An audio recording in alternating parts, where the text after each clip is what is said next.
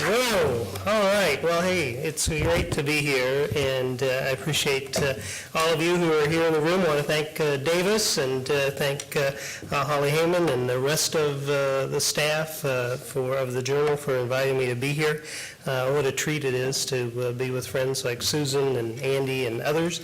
As you can imagine, I think the topic for today's conference is just wonderful, and the choice of speakers is outstanding, particularly the keynote speakers. I also want to thank the afternoon panel for letting me swap time with them.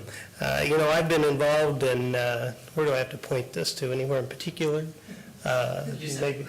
Oh, okay. Well, I've been involved with agriculture since the moment I was conceived on our family farm in Mercer Township, Adams County, Iowa. It's land that's been in my family since the 1870s. 35 years ago this summer, in fact, as a college intern, I worked for a then first-term congressman from southwest Iowa on the Ag Committee, Tom Harkin, who today you may know of as the chairman of the Labor Age Committee and advocate for childhood nutrition for the disabled and others, and two-time chair of the Senate Ag Committee.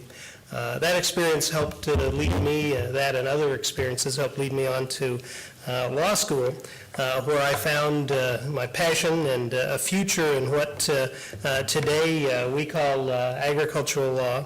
My career over the last 30 years has been spent teaching and writing about agricultural law and the legal issues that affect farmers and agriculture, food, land, rural development.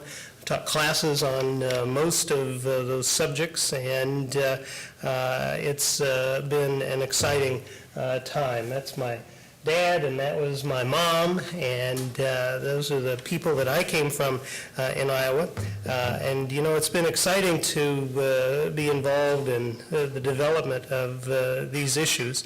Agriculture is changing.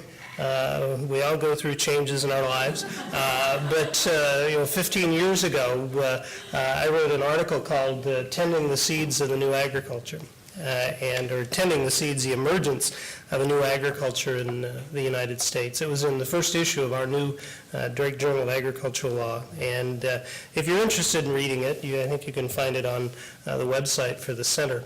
But in that article, I set out a vision for what I thought and perhaps hoped was a new food system that was emerging in the United States, one that was based on increasing demand for local production, using food policy councils, the leadership of organizations like Andy Fisher's Community Food Security Coalition, and really looking at opportunities to create new futures for people to farm and steward the land. And those insights, such as they were, that were in that article and other ones, the next article was called "Greening Our Garden," about public policies to support the new agriculture. Those grew out of my work on sustainable agriculture, which was in part a function of serving for so many years on the Citizen Advisory Board of the Leopold Center at Iowa State, which itself, since this is a legal audience, you should recognize is created by a wonderful stroke of legislative action. I also teach our legislation class, but in the '87 Groundwater Protection Act, a group of legislators who were concerned about the future of agriculture created the Leopold Center, placed it at Iowa State, and funded it with a rather interesting mechanism, a tax on nitrogen fertilizer and a registration fee on pesticides. And so that's part of the reason why the state of Iowa has a couple $1 million a year to put into competitive research on sustainable agriculture. That amount of money at the time when the federal government was putting in somewhere around $5 million into the SARE program. But the power of legislation and legislative drafting. Well, on that sabbatical, I traveled around the country, had the opportunity to visit a lot of the organizations and people who were doing that work, and could see their excitement and passion. And, candidly, in hindsight, I think I can recognize now that part of my search was an effort to try to find optimism and hope in our food system. Those were things that were in relatively short supply and kind of traditional Midwestern farm country that was in some ways still reeling from the farm debt crisis of the 80s and was stumbling towards the new industrialized future that awaited it and is now on it. And I was interested in how we could use the law as a tool to try to help promote what I thought were these promising developments. And I've been very fortunate to have a front row seat working with a lot of the organizations and political leaders who've been involved in helping make this a reality. And helping, it's been exciting to try to help lay some of the foundation for these developments. For example, the creation of food policy councils. Governor Vilsack, with my encouragement and the fact that my center put up the funding for it, created the second food policy council in the nation, the first one by executive order. I chaired it for 6 years. We used USDA funding to help create food policy councils in 15 other states and areas, including help fund the one in Portland, Multnomah County for a number of years. I wrote a book on the legal guide to direct farm marketing that's still in print and widely used. And, for a number of years, my center and our university have been the sponsors of the Buy Fresh, Buy Local campaign for Central Iowa, one of the 10 campaigns and one of the almost 40 states now that are involved in Buy Fresh, Buy Local. And today what I want to talk with you about is about current developments that I think are both building on that vision, and it certainly wasn't just my vision, right, this collective effort going on around the country, but developments that are helping shape America's farm and food future. And also, importantly for you folks, describe some of the opportunities for how you can be involved and be part of this effort. And of course, these are developments that the panel that follows me will be able to answer all your questions about. But for this talk, I've listed here what I think you could describe as 8 of the key forces that are helping shape the future of food and farming. I'll talk about each of those a little bit, and then hopefully there'll be time for questions, because I love to answer questions and respond to concerns or issues that you might have. But just to go over them quickly, we've got the increased interest in farming, the growth in food policy, expanding forms of direct farm marketing, consumer interest in better food, the related growth in urban agriculture, this new attention to childhood obesity, diet-related disease, nutrition, food access, and I think also expanding recognition of the role of food as a form of rural economic development and opportunities for what we might describe as food artisans.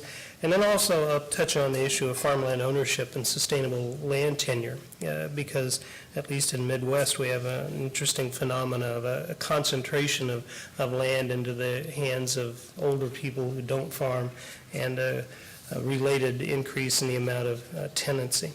Well, there are other important forces, of course, facing and shaping agriculture, and you're familiar with those and these as well, because they're happening all around us, or only as far away as the newspaper. This issue of new interest in farming, this is a subject that I'm working on extensively now during my sabbatical, and I can talk more about it later, but if we have time or if we're interested. But I don't think there's any more important subject for the future of agriculture than the question of who's going to be the next generation of farmers, people to raise our food, steward our land, populate the rural communities, raise all this healthy food that people are interested in acquiring. And it's an issue that, for the most part, we haven't thought a lot about intentionally. We, in some ways, have taken it for granted. But I think there's some great news here, because I see and can certainly sense a growing interest on the part of people to farm. There may almost be a new back to the land movement. One of the things that's very exciting about it is that it's largely driven by women. When my agricultural law center, we hosted sponsored a 2-day forum in D.C. in March called the Drake Forum on America's New Farmers, Policy, Innovations, and Opportunities. We had about 200 people from 40 states around the country come. Over half of the speakers and the attendees were women, young women, which is, maybe not remarkable in a law school setting, but I can tell you in farm country and in agriculture to have that level of representation of women when it's not a meeting about nutrition, which has historically been dominated by women, is an exciting issue. And this is an area that I've been working with the Secretary on now about new farmers for the first time this summer. He testified before the Senate Ag Committee and on this subject departed from his prepared remarks and began by challenging Congress to consider how we can set a goal of creating 100,000 new farmers as part of our efforts in the 2002 Farm Bill. This is exciting work, and this is, I visited some of you may be familiar with the farm down at Santa Cruz, the agroecology program. Here's a group of some of the interns, 180 some people applying for roughly 40 spots to spend 6 months in a residential situation working on this 25-acre campus-based farm, essentially to learn how to farm. And there's some significant challenges and issues in terms of creating the connections and the training opportunities for new farmers. And if any of you have questions about the labor issues of farm apprenticeships, well, we can talk about that in the question period. We also have the whole question of food policy and food policy councils. Some of you may be familiar with this. The basic idea is to empower a group of representatives from across a food system to examine issues of how food systems operating, and this can be done at the city level, county level, state level. What gets on the table can be anything from food access and nutrition to farmland preservation to creating more food-based businesses. But the key is to bring people to the table that oftentimes haven't been asked, and to create a table that hasn't necessarily existed, which is to think about food policy as it's different than just farming and agricultural policy. And a lot of communities doing this, a lot of communities, we'll talk about adopting new ordinances related to urban agriculture, doing it on the basis of food policy councils. The state of Massachusetts this summer was the most recent state to create a state-based council. And we put on a conference back in, must have been, what year are we at, 2010? Must have been 2005, 6, sometime in there. Governor Vilsack was still governor. It was on state food policy councils. He came and spoke, offered to write anybody in the audience a letter to their governor telling them why it was so important that they consider creating a food policy council because of the governor's experience with how it had helped him in Iowa develop better policies and understanding. And it's exciting to know that he's taken that understanding of food policy and food policy councils on to his work as the secretary. Well, the next subject is the whole issue of farmers markets and increasing methods of direct farm marketing. Here's a couple of the Reinhardt girls at their stand at the Des Moines market. And what's interesting about this, they're getting ready to swipe an EBT card so that somebody can use their SNAP benefits food stamp, formerly food stamp card at the farmers market. Well, farmers markets are helping transform access to food in communities. They're helping create opportunities for farmers. The growth has been fairly steep. AMS recently released the most recent survey showing that over 6,000 markets, and I'll speak a little bit more about them later, but they're a key economic opportunity for farmers, particularly to access retail prices for food. And they also create a exciting social venture. Nobody goes to the farmer's market because the grocery stores are out of food. They go to the farmer's market because they want to. And this is related to what I describe as the search for better food. I think that there's certainly a growing number and share of eaters who want to know more about their food. You may well fall into that category. There are millions of eaters who are looking for opportunities to source local food, organic food. They may have many motivations for doing it. Food safety concerns, interest in organic food, improved nutrition, concerns about subtherapeutic feeding of antibiotics or about animal welfare. The reality is that people, increasing number of people, aren't necessarily looking for cheaper food. They're looking for better food in terms of whatever that means to them. And creating the ways that you can label and sell and market food and raise food in ways that allow consumers to both be satisfied and for producers to find the opportunity to reach them and do so in a profitable economic way, that's an important thing. It's, as Martha would say, it's a good thing. And it's the type of thing that we should be trying to promote. 1 year ago, the USDA, well, there's some of that better food. That I also run our slow food chapter in Des Moines, and every January we have a slow food hot art, I don't know what we call it, cool art and hot soup potluck. We do it at the Des Moines Arts Center. Members bring a pot of their favorite soup. Sometimes we may have 40 or 50 different soups that people bring, and so there's a plate of different soups. But there are a number of, as I said, reasons that consumers may be motivated. The most recent episode out of Iowa with the eggs is just one.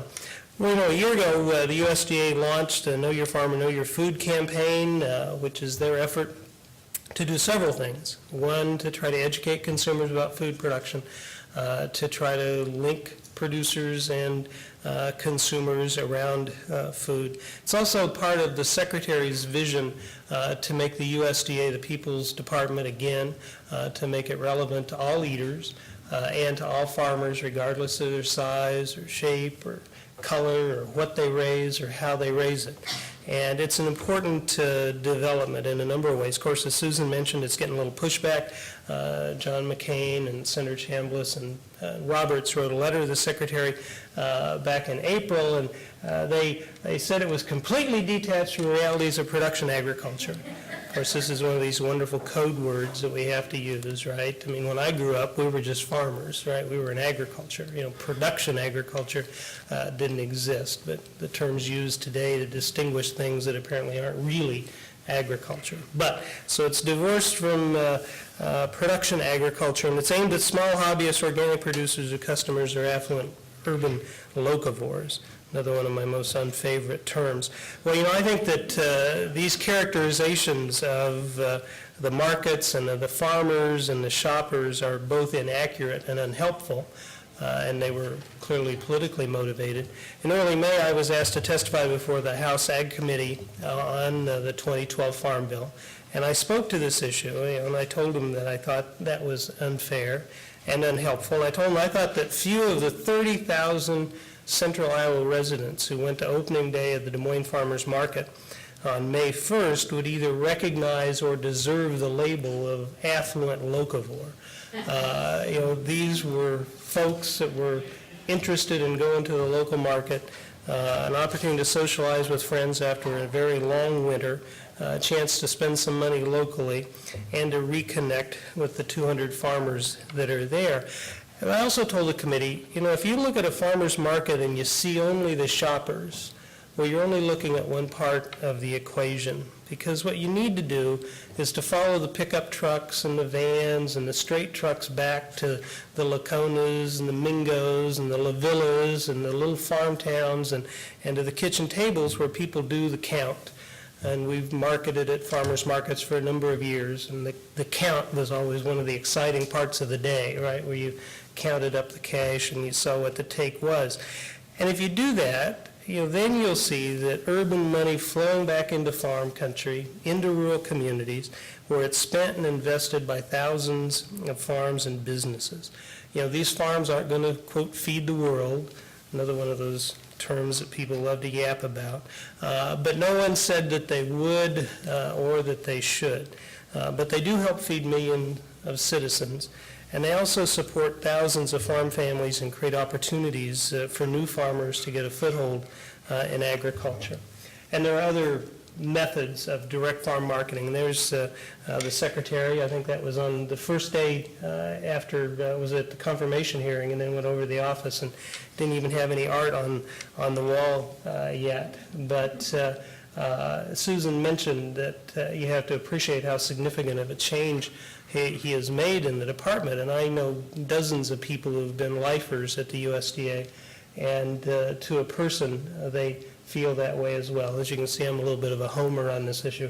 But anyway, well, how about urban agriculture? You know, another issue, response has been to create increase opportunities in agriculture, and it's been to have it happen nearby, right? To try to promote how we can improve the opportunity to farm and access food within our own communities. You know, this is some ways best symbolized by the city chicken movement. But there are other things involved, but lots of developments. You know, in August, Seattle approved a new bill, Council Bill 116907, for anybody keeping score, that amends their land use code. It's part of their urban 2010, the Year of Urban Agriculture initiative in Seattle. It helps create the opportunity for people to raise and sell food in the city. Expand the locations that you can have farmers markets in cities all across the country. Memphis, Baltimore, Kansas City, Boston, New York, all within the last year have taken major steps in this regard, and that just scratches the surface of the major cities. Well, you know, there's an example of urban agriculture as a market from Crescent City Market in New Orleans, one of the signs there. You know, healthy food. This has, I think, been an exciting development for a couple reasons. Certainly, it's been one of the most exciting additions to the study of agricultural law, and I was telling one of your colleagues earlier that 10 years ago in agricultural law classes, and I've been teaching it now for almost 30 years, we didn't even think about food issues. And in hindsight, it seems fairly peculiar that we worked on all these issues up to the point where we produced stuff and then kind of stopped, you know. And if I've got a moment, I think I do, I'll tell the story. Ralph Nader was speaking at our law school. I think the trial lawyers were shopping him around. There was some bill being considered to do something bad to trial lawyers. And email went out, oh my God, Ralph Nader's in room 213. We need more people. So I went up and sat. And Ralph Nader was telling a story about when he was in law school, that he was having a discussion with a professor about how he was so concerned that all the law school classes just seemed to be ways to help wealthy people keep their money. Contracts, property law, corporations, think all the stuff that we do in law school that's really about wealth and its maintenance. And he said to the professor, why don't we have a class on something important like food in the law? And the professor, you know, blew him off, and as I did probably Ralph Nader for the rest of his talk, because, my God, the light bulb went off in my mind. I said, man, we've been teaching agricultural law for 20 years here. Why don't we teach a class on food in the law? And I sat there that afternoon and sketched out, and within a few weeks, the curriculum committee had approved our course on food in the law.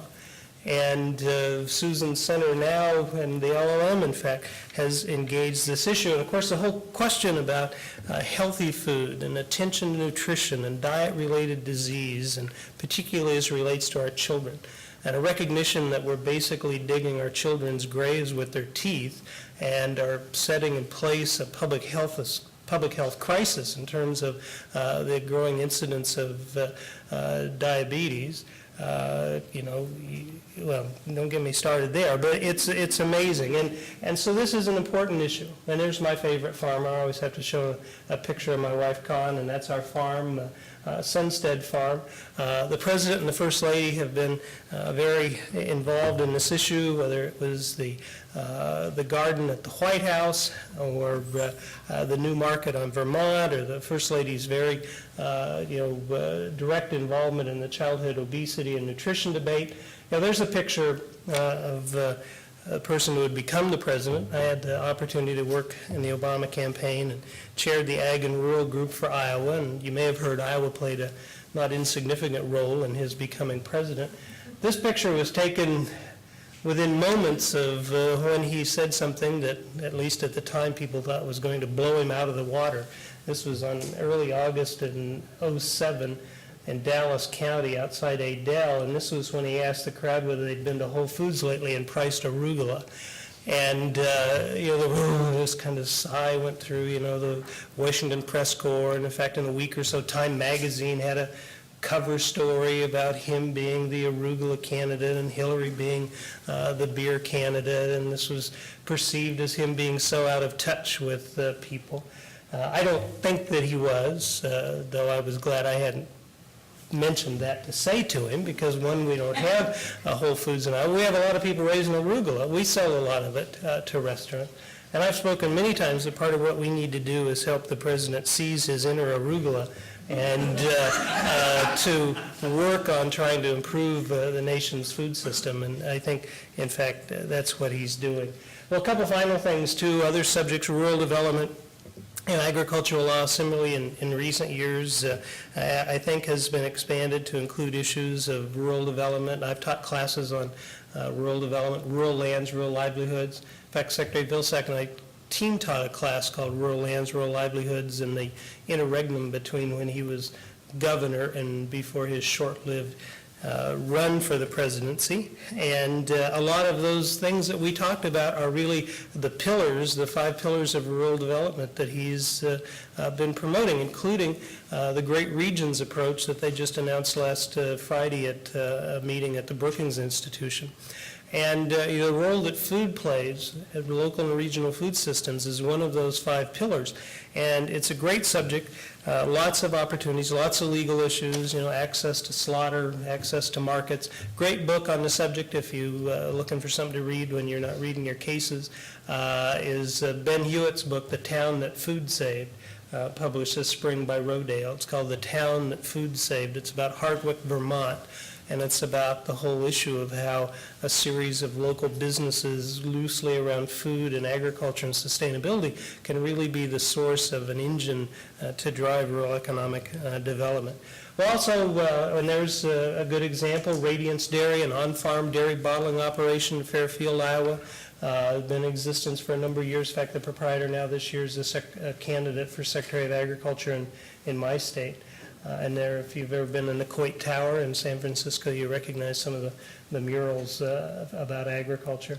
Sustainable agricultural land tenure, I'll throw this in just because this is a subject that I've been writing a lot about and working on. It's a whole question about how we farm and who owns land. We don't talk much about land tenure in the United States, and for good reason. It makes people nervous, for one thing. But, over 60% of Iowa is owned by people over 65 years old. In fact, what's the number? I think it may be close to 40% are owned by widows over the age of 75. And that's a function of both the ownership pattern of farmland, the fact that men die earlier, and there's very little incentive to sell land during the lifetime because of capital gains issues. And so the fact you have increasing amount of land being concentrated in the hands of people who don't farm it, which is okay, or their children who don't even live there, which is semi-okay, right? There's nothing wrong with absentee ownership, but it's corollary of an increase in tenancy. And in Iowa, the way we practice tenancy is a short-term 1-year tenancy. Has a significant impact on our ability to promote sustainable practices on farms and changes both the decision-making process and the flow of benefits into agriculture. So if you were trying to write a farm program that was somehow going to benefit people who were the, quote, farmers, the ones putting their hands in the dirt, you'd have to think about who it is that actually owned the land. Well, I'll skip talking a little bit about new farmers and go ahead and wrap up so we have some time. There's, I grew up on a 200-acre farm. It's now farmed by my neighbor. This is him and his combine. He farms about 5,000 acres, owns 2, rents 2, and customs about another 1. It's a family farm. It's he and his boy and a hired man, or a couple hired men during a harvest season. But that's part of the nature of how agriculture, at least in my neck of the woods, has changed. The school bus was full when I was a kid because there were 2 or 3 farms in every section. And now you're lucky to find 4 or 5 kids that live in the whole quarter of the county. And then you got to end with a picture of little girls and kitties. Who couldn't love something like that? Well, my parents farmed for over 50 years, and my wife Con and I have had our farm for and selling locally for over 15. But there are two things that we experience that my mom and dad never experienced during all of the time that they farm. One is that they never set the price for anything they ever sold. Right? When they sold cattle, the order buyer came out and priced them, or they ran them through the auction ring, or when they took grain to the elevator, there was the price up on the chalkboard. When we deliver 50 pounds of fresh picked tomatoes to the back door of the restaurant, typically we've set the price. And that's important because it's a key economic opportunity. And it's one of the reasons earlier we had the discussion about people selling wholesale volumes into Walmart and sustainable chains. Anybody that's been working in direct marketing in a form and selling at close to retail prices, particularly for cash, is going to swallow hard about going into a large-scale wholesale marketing system. But there's also a second difference, and I think this is one that's even perhaps more important to the idea of being a farmer. And it's in all those time, all those years, decades, that my parents farmed, they never had the satisfaction of anybody ever thanking them for raising their food. No one ever came to the farm and said, Ham and Zella, those were the best soybeans we ever ate. No one even came to them and said those were the best steaks that we ate, because when they sold cattle, they didn't sell cattle to anybody directly. They sold cattle to somebody else, and the cattle became steaks, and to the extent somebody else got credit for the food they did. It didn't make my folks less of being farmers or worth less as farmers, but I did think it make it possible for them, in many ways, most farmers, to feel disconnected from and even in conflict with consumers. And that's important. When we go out to eat and we see our farm name, Sunstead Farm, listed on a menu, or we see diners enjoying the food that we brought in that day, it gives us a real sense of satisfaction. When somebody comes to my wife and says, oh my God, those baby beets, those were the best beets I've ever eaten. Personally, I don't care for beets. It's like another paycheck. It may not pay the gas bill, but there's a real, I think, psychological deposit that it makes in terms of being willing to do the hard work it takes to raise food. In our food system, we've spent decades essentially severing all the connections between people and between their food and between farmers and between eaters. And we've paid a real price and are still paying a price for doing that. And a lot of the opportunity that I've talked about today and at the panel that's going to follow, I'm sure, is going to talk to you about, are essentially ways of reestablishing and making those connections. Efforts to build local and regional markets, they make good economic sense, but they also reestablish connections. Local markets help put a face on our food. Our farm may look a little bit different than my mom and dad's, but they're both farms. And I encourage you to recognize that all farms, regardless of their size, and all consumers, regardless of their means, are deserving. In the words of St. Paul that are etched over the entrance to the Whitten building at USDA, it says, the husband that laboreth should be the first partaker of the fruits. And really it means that the people who raise our food need to be respected. And I've written about, and I know that Holly's read, and I encourage some of you to read articles on this that I refer to as food democracy.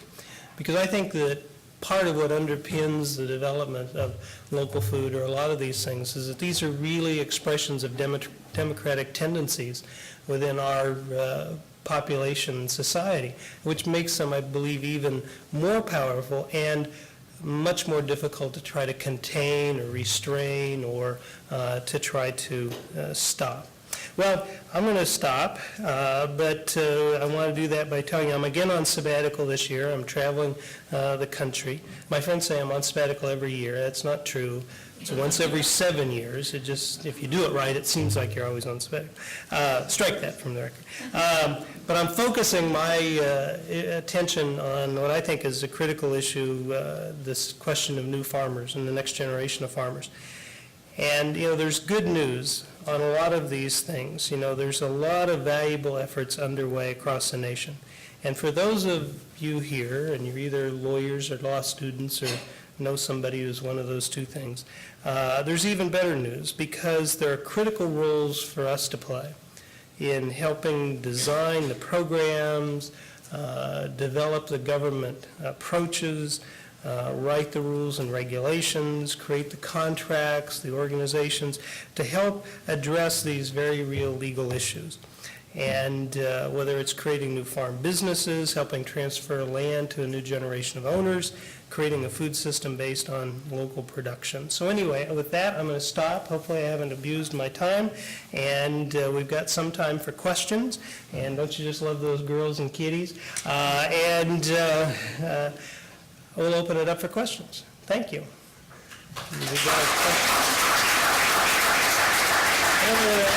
Pictures like that. Oh my gosh, I jumped the bunny. Okay, yes, question back here. Could you comment on genetically modified salmon and Roundup Ready Beets and the issue of cross-pollination for new farmers? Yeah, okay, well, there's three things there in a hat. The three issues. One, she said, the GMO salmon issue. And the salmon issue is a significant issue for a couple reasons, because it's going to be one of the first food products that's going to come to the market. The fact that they're not going to require it to be labeled, assuming that it goes the way it looks like the FDA is headed, is only different in that it's gotten more attention, because we're eating GMO food every day, unless you're intentionally going out of your way to try to only buy organic food. And so, but this one just seems a little bit different because, it's salmon. And when in those articles on food democracy, in my food and the law class, I tell students, it doesn't take them long to recognize, one of the most important issues in food and the law is the whole question of being able to control what you can say, or what you can be made to say, or what somebody else can say, right? And the ability not to have to label GMO food, which is a decision we made going back 15 years almost, has been, an incredibly empowering decision for that sector.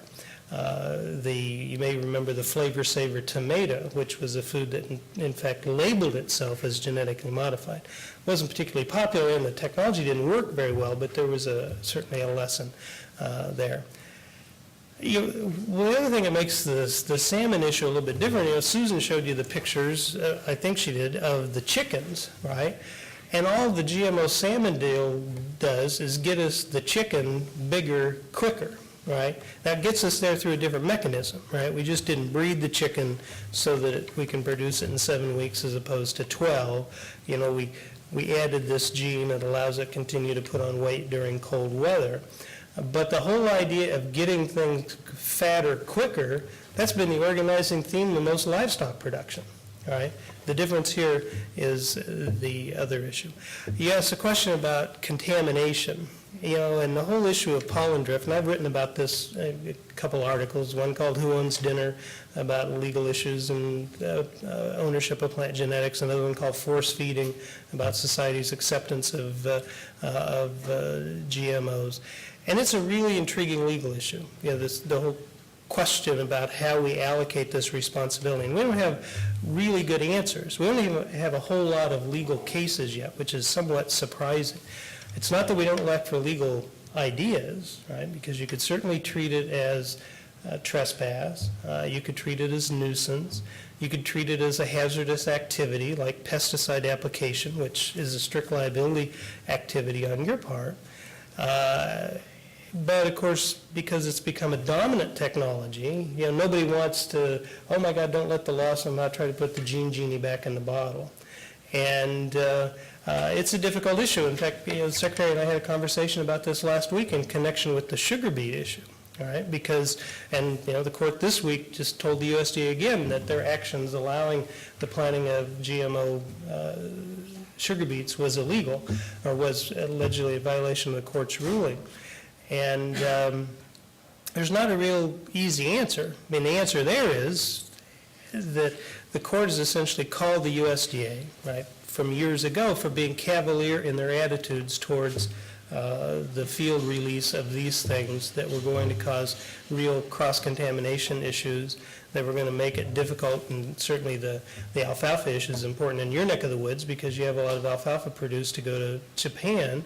And, how you can allow the field release of something that's a perennial, that's bee-pollinated, and then just kind of say, well, if organic growers, they need to take steps to prevent it from contaminating. How, But that was essentially, if you read the district court, Judge Breyer's ruling in the Gertsen Farms case, it's a wonderful ruling. And I like it in particular because it relates to the food democracy theme, because the judge also said that the value of preserving choice, right, the ability of farmers to decide yes or no to use a technology, was an important value that needed to be considered under NEPA. But sorry for the long answer. I'll make the next one shorter, assuming there's another question. Yes, you with the easy questions and the headband. Yeah, you mentioned earlier that the original funding that you're getting way back when was from a tax on pesticide and tax on... Leopold Center's funding, yes. Funding. Still there, yeah. Yeah, on the two taxes. Was there ever any conflict of interest regarding, pesticide usage since and/or artificial fertilizer usage? If your funding was dependent on that? Well, no, not necessarily. I mean, the recognition was on the part of the board that if the Leopold Center was somehow successful, right, that its funding may well dry up if we limited nitrogen fertilizer. You're never going to end nitrogen fertilizer application, but the issue was we were using so much of it in Iowa in part because we didn't have good measures to know how much we needed, and it was inexpensive, and nobody was paying the price for using too much of it, right? So, I mean, there have been any number of conflict-type issues within the Leopold Center, but it's also been administered by a citizen advisory board that was created in the statute, and so it's been fairly, I think it's been fairly free of the research being diverted. I think the bigger challenge has been trying to come up with creative research around whatever sustainability meant, right? Because sitting on the board and reviewing grant applications, we got to the point where we asked the applicants, they had to explain to us why this was sustainability, right? Why is it that you think, why isn't this just a project you wanted to do and you slap sustainability on it, now you've applied to us as a new source of money? Now the key was, right, anybody who works in a university setting, in an agricultural research setting, knows that a little bit of money can do a lot in terms of changing people's direction. Oh my God, I've always been interested in that issue, right? And now there's somebody who's actually interested in me researching, for example, how we could do a spring nitrogen soil test so that we could reduce nitrogen application. And so part of it was to try to turn the ship a little bit, to bend the curve, as they said in Copenhagen, on the nature of the research agenda. My knowledge of the Leopold Center looks like it successfully wasn't tainted by the money at all, by the funding, which is really nice. I don't think it has been. There's some real leadership issues now. If you read the Chronicle of Higher Education, had a front page story a couple months ago called Field of Discontent about the hiring process. And we have someone from Iowa, Ms. Johnson in the back from Atlantic, Iowa, Elkhorn, Kimball, graduate. ISU. Oh, I went to ISU too. I didn't catch that part. What's your question? So I like the distinction you make between farmers who are involved in commodity products where they're just one in a million and have no identity in and of themselves, as opposed to these farmers who raise things like vegetables and things that are on your dinner table at night. And I see lots of solutions for those farmers, the kind of niche luxury farmers, in being greener, better to their animals, etc., and still having a successful economic system where they really do make a good profit. But I don't see that for the commodity farmer who is run by, the mercy of the giants of, Well, you've touched on one of the. You've touched on a real key issue, as you probably know. It's kind of referred to as the ag in the middle problem. My folks' farm would have been in that middle a number of years ago, but was probably even too small to be there. But if you're a 500 or 600 acre corn grower in Iowa, you're not really big. You've got sales of a couple 100,000, which to you or I seems big, but with the cost of production, you're not making a whole lot of money. You're probably not located in a place that you can become involved in direct marketing. It's hard to somehow turn corn into a product as opposed to a commodity. And so then, those folks are faced with a hard challenge, because it's do I get bigger, do I get out, or do I ride it to retirement? And I think it's a lot of farms of that size that are riding it to retirement, in part because the opportunity for their children to come back and farm in a venture of that scale hasn't been attracting. Now, historically, livestock would have been the way that you would have diversified that operation and been able to expand its economics. But that's when you run into the kind of the industrialization of swine production. I mean, when 1960, when I was a kid, we had close to 60,000 hog producers in Iowa. We have the same number of pigs today, but we only have about 5,000 producers, and that's winking, calling them producers, in the sense that most of them are contract growers for somebody else who really owns the pigs. And so we've radically transformed the structure of this sector, and as a result changed the flow of the economics back into agriculture. Hogs were the mortgage lifter for people.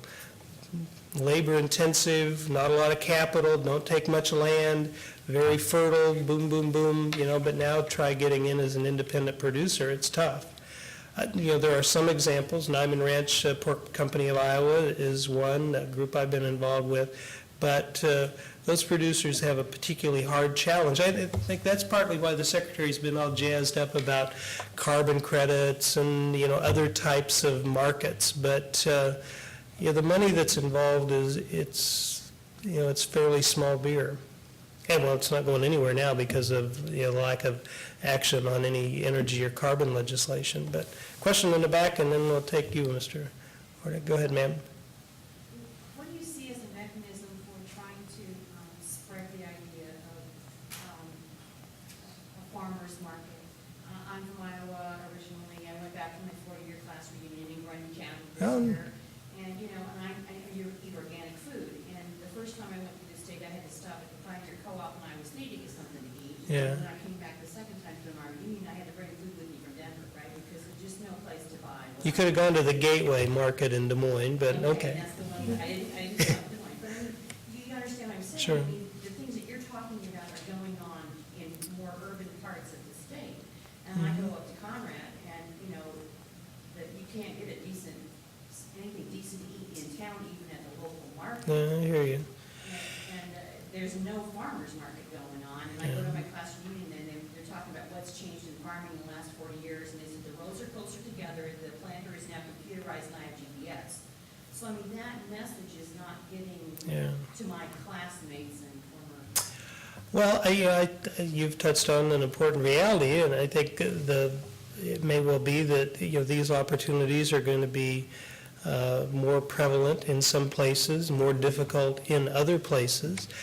But just to give you an example, I showed a picture there was a group of kids, I'll call them, anybody that's younger than I am, I guess now is a kid, but they were the students at the Santa Cruz farm. And one of the young women introduced herself to me. It turns out she's 39 years old. Her name's Danielle Meyer. She's from Logan, right, in Harrison County, about 40 miles from Omaha. She spent a career, 17 years working for a marketing company in Omaha, and now she was out in Santa Cruz going through this internship because she's going home and farming 4 acres on her mom and dad's 600-acre corn farm, right? And she told this wonderful story to me about, this transformation that her parents went through. I mean, they were appalled with the idea she wanted to farm or that she wanted to do this type of farming. And as her mother said, oh my God, organic farming, that's against everything your dad stood for, right? Well, it's not that he stood for having to use chemicals, but now they've come around 180. They've come out and visited her. Dad's got one of the old tractors fixed up. She's going to live in the basement, and they're excited. And, here's this story. Her brother's also there farming conventionally, but there's room to weave her into that. Now, her ability to do it is in part a function of being close to Omaha. In fact, she has a lot of marketing savvy herself, but it's not an impossibility, I guess. The Agricultural Extension Service? Well, extension, unfortunately, and it varies by state, but that's an agency of the department that has been severely hit by both economics, cutbacks in budgets, and I think a real mixed vision as to what exactly their role is in the future of agriculture. And, in Iowa, we recently went from having the 99 county offices to now having 20 regional offices with the same number of people that were essentially let go. And, so it's extension in some places has become not as prevalent as it could be. A couple other questions, hopefully, before we run out of time. Yes, ma'am. Oh, I'm sorry. I had told this chap I'd call on him next. I just had another specific question about the sugar beet GMO ruling and what he thought was going to happen. Because my understanding is that, and I'm told that there is not, and this is a huge issue. I know what you're going to say. Your understanding is there isn't enough seed. Yes, so. Do we know that for sure? That's my question. That's what I told the secretary. I said, somebody needs to know this, right? Everybody's basing this on the assumption that there isn't enough of this. But we went from producing almost no GM sugar beets to all GMO sugar beets in 4 years. Well, certainly there had to be seed companies that were producing conventional seed stock that got caught and said, geez, we couldn't sell this. Christ, everybody wanted to buy the new stuff. Well, there could be warehouses of this conventional sugar beet seed sitting around. You can't take sugar beet seed and make sugar out of it. It's not like soybeans or corn. But I don't know the answer, and I don't know that anybody has, and you've never seen that in the press, right? Nobody has ever said, here is the existing inventory stock of conventional sugar beet seed. I've seen some percentages of your. I've never even seen that. I haven't seen any specific numbers. Because what I told him was, I said, you don't want to be doing something to try to approve the sale of sugar beet, GMO sugar beets, and then find out later that we had plenty of conventional seed. If the assumption is the reason we have to do this. Now, on the other hand, if in fact we don't have any, well, that's a different issue to argue to the court because, we get half of our sugar crop off of sugar beets. And if the only sugar beet seed we have is this stuff that's been modified, that's a different emergency argument that you have to make. But it seems to me you need to have the information. Wasn't the other issue that farmers don't have an investment, or given up perhaps the equipment they use to farm? No.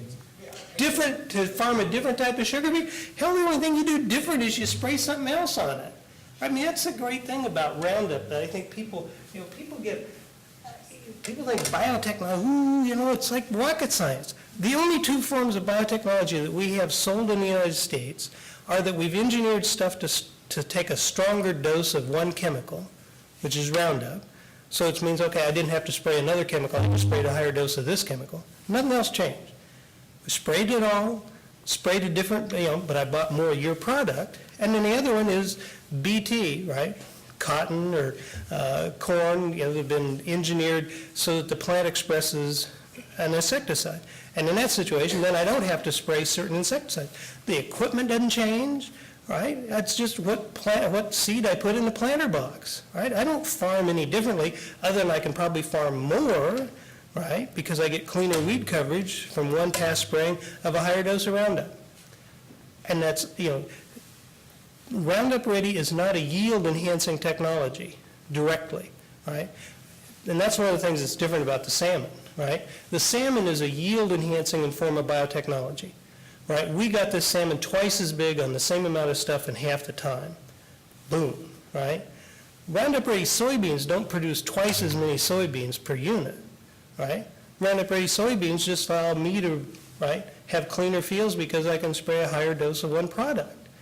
But the technology hasn't made the bean any different, right? If there's been a yield enhancement, it's only been because I've suppressed the weed competition, right? Well, I could do the same thing by going out and pulling them by hand, right? But the technology is not a yield enhancing technology, at least yet. And I think that there's a fair amount of confusion about that. Anyway, that's Hamilton's perspective. But I think Susan would agree with that too, that it's not a yield-enhancing technology. That doesn't mean that there aren't forms of yield-enhancing technology that are underway, but the major ones, when people talk about, oh my God, 95% of the soybean crops, been biotechnology, yeah. It's so that you can spray a higher dose of glyphosate on it. Time for one more question? Yeah. 2 more? 5? 10 more? Go to 5? No, we've got another panel. Couple more questions. Yes, oh, that's right. You're not going to let me off the hook. Well, I've been avoiding you. I applaud the USDA for the 5% Buy Fresh, Buy Local is not a USDA program. Know Your Farmer, Know Your Food is. Know your farmer, know your. Buy Fresh, Buy Local is run by Food Roots. Okay, got it. And the concept of direct farm marketing, these can help the small farmers so much, and I think so many small farmers are the ones who are trying to grow organically, sustainably, and to market locally. They are also being hurt by the high cost of organic certification. And Yeah. if there's any movement towards making organic certification more affordable. Well, you know, there's millions of dollars in the Farm Bill. I think there was $40 million that was just approved this summer to help subsidize the cost of organic certification. The NRCS, Natural Resource Conservation Service, has a organic certification cost-sharing program where they'll pay, do you know the numbers off the top of your head, Susan? I don't know whether it's a fixed amount or it's a percentage amount, but, and that's different than, in fact, they'll also have EQIP funding, the Environmental Quality Incentives Program, to help you transition land to organic production. And as well as they put another $18 million into research. You know, the organic community of all the different audiences in the 2008 Farm Bill was the most successful group. They got everything that they asked for. In fact, they probably should have asked for more. They got every program and every dollar amount they wanted. And the transition funds was part of it. Now, part of the challenge you may face, right, is when you go into the local NRCS office and you say, I want to know about the organic transition program, right, whether anybody in that office either knows about it, is interested in it, right, or wants to deal with you. Now, you know, they are legally required to do all three, but you know, there can be a little bit of room between cup and lip, you know, in terms of the delivery of programs from the top to the bottom. But it's there. I think the EQIP, the transition funding, that may have been a little bit more of a local decision whether they put it on their list of priority EQIP practices. But let me give you a perfect example, right? You want an example of how dedicated administrators can use creative approaches to try to do things. If you ask me, you say, Professor, what's the most important thing that the USDA did this year to help small scale or new farmers, small scale in particular? It'd be something you'd never guess. It was the NRCS High Tunnel Hoop House Pilot Program, right? The NRCS, Natural Resource Conservation Service, office in every county in this country, right, said, you know what, we're going to provide 90% cost sharing for growers who want to put up hoop houses as season extension, right, protection on their operations. Almost 2,400 people signed contracts in the 40-some states that agreed to go into it, and $12.5 million, right? There's no statute that authorizes this, right? It was just them saying, we're going to make this an EQIP practice, and we're going to have 90% cost sharing. So there's $12 million that they just put in the hands of 2,400 growers, most of whom would have never had any contact with the NRCS, because most of them are small-scale, direct marketing farmers. They're not getting subsidies. They aren't otherwise in there. But the NRCS said, hey, here's a way. This was part of the Know Your Farmer, Know Your Food initiative. When the secretary told everybody, okay, you figure out how we can help people do this stuff, Dave White and people over at NRCS said, hey, this is something we could do. What if we went out, and this is a 3-year pilot, so it's going to be available again this year. I'm pretty sure Oregon is one of the states that got into it. You already had a question. Let me see if anybody else has a question before Holly gets the hook here. Any other questions? Y'all done? Y'all through? Open the gates. Hey, all right, now what are you going to give them home? Who are you going to start now? Yes. Quick question, is there any difference legally between intra and interspecies GMO? Not necessarily. I mean, the interspecies,